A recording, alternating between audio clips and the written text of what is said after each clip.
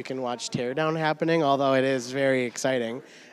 We just wrapped up our first week of the Beyond Platitudes Care IQ for Grief series.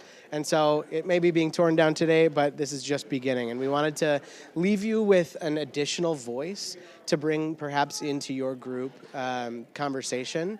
And also we have this visual that is the toolbox, because these Care IQ tools, they're not just ideas, it's actually about practices and developing practices together.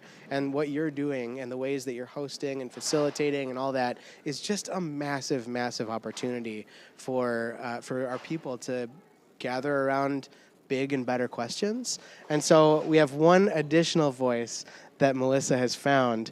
And I'm going to pass the mic off here. Thank you, Ian. My Sunday paper is full of notes. I hope you have yours for your group. People will have a lot to talk about, I think. And I think this voice from Nora McInerney will be a great way to get going with your group. This is from the Book of Alchemy.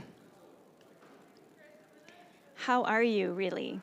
Nora McInerney. How are you? The person asking the question was being sincere. They had tear stains on their flushed cheeks and used tissues wadded up in their hands. I had a toddler on my hip and my husband's ashes in a wooden box next to me. I hadn't slept in weeks and wouldn't sleep properly for months to come. I was anxious, depressed, and struggling with what I now know was post-traumatic stress disorder. I hugged them, smiled. Fine, I smiled, lying between my teeth. I was not, of course, fine. Are most of us? When we're regularly chugging from a fire hose of human suffering on all of our screens and involuntarily taking extra servings of stress and responsibility even though our plates are plenty full. How are you?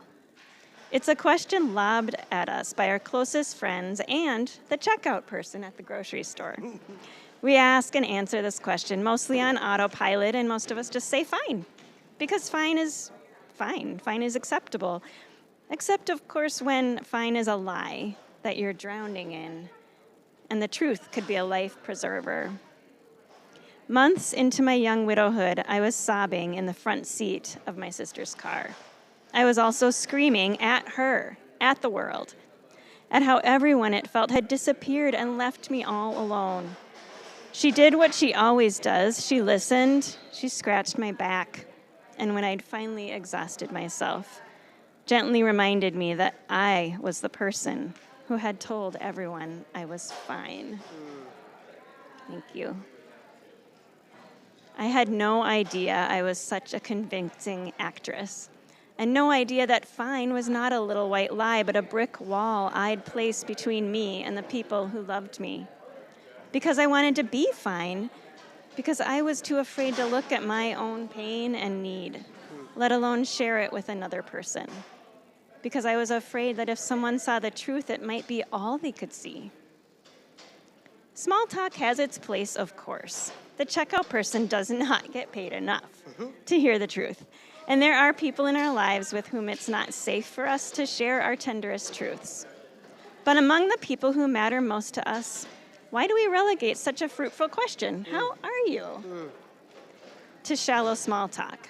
And what would happen if we didn't? In my household, which now includes a blended family of 4 children and a second husband, the only F word is fine.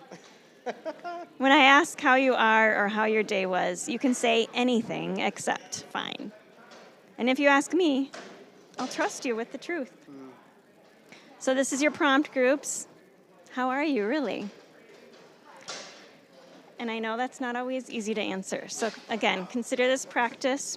And there are some ideas this week in the group guide for how to make that a little easier and trick your brain into maybe being a little more honest than you are otherwise. So thanks for being together in this.